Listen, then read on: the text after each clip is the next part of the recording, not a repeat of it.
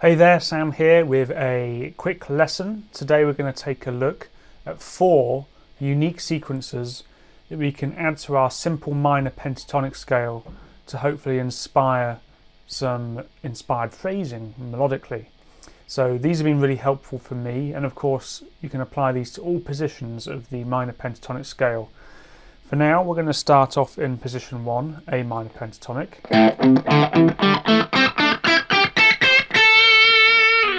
So that position that we all know and love. And the first example is what I'm going to call quote-unquote fourths. Okay, so it sounds like this.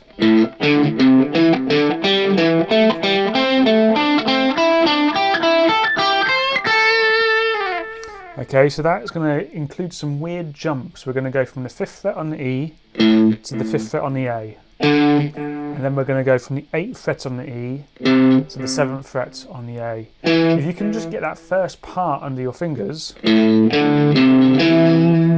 it's the same idea starting off each string within the scale pattern. Now you might notice that I'm having to do a bit of a weird technique here. It's called a rolling bar. So my index finger is going to play the A string and then not roll down, flatten out basically onto the D string to get the 5th fret above that A string. And the same will go for when we go to the A string at the 7th fret and grab the D string at the 7th fret with the 3rd finger.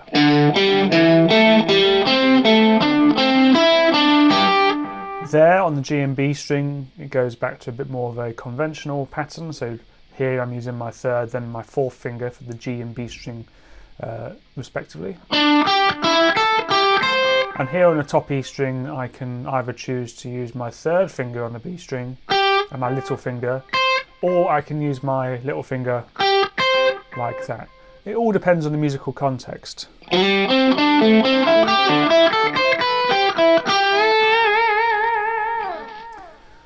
Okay, so the next idea is based around fifths.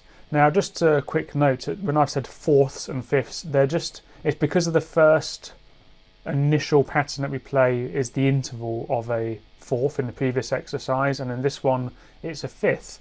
Obviously because we're in the pentatonic scale, because of the layout of intervals, it doesn't necessarily mean that these are all fifth interval shapes, but I'm using it as a way of describing the as a very loose way of pointing towards this pattern and how it starts. So this one sounds like this.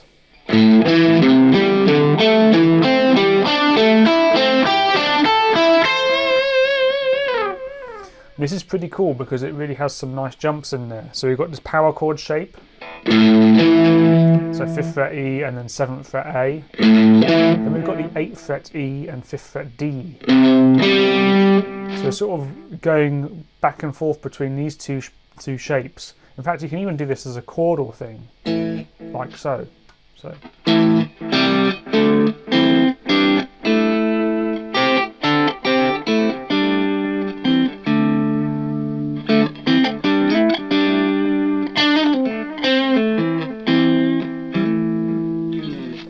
you can use that to really inspire some interesting phrases, and of course you've got the tablature for that one as well to just take that into your own playing.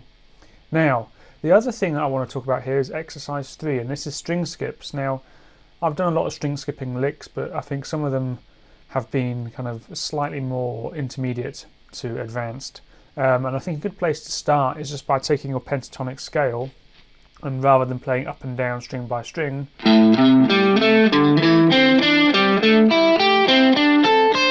see if you can get used to doing just a simple string skip. So 5-8 on the E, 5-7 on the D, then 5-7 on the A, 5-7 on the G, 5-7 on the D, 5-8 on the B, 5-7 on the G, and then 5-8 on the high E.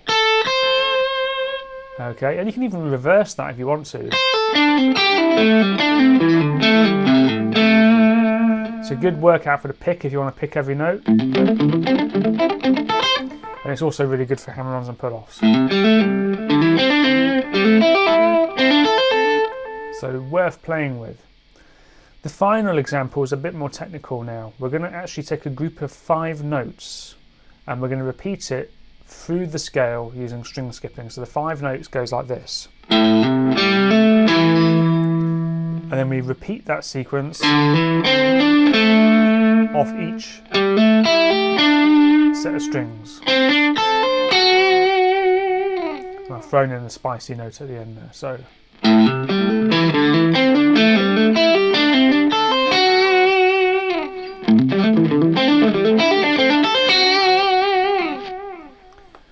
So that's another really cool one to get under your fingers, and personally I find it really helpful to follow the hammer on and pull off markings there as well, otherwise it gets a bit tricky to sort of navigate. That's going to kind of challenge us to find different ways of moving between the patterns of 5. So if we just take the first 5, we're going to get our middle finger on that 7th fret on the A, which is going to be the last note of that first 5. And then we go down to the first finger to start the next 5, but now we play 7 with the 3rd finger.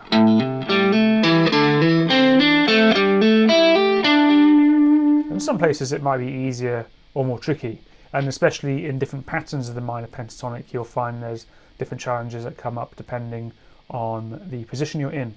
So anyway, I really hope you enjoy these sequences. Please give this video a like and a share, and if you're new to this channel then you want to find out some more cool guitar tips, then please subscribe. I'm uploading weekly, and it'd be great to see you. Alright, be well, take care, I'll see you soon.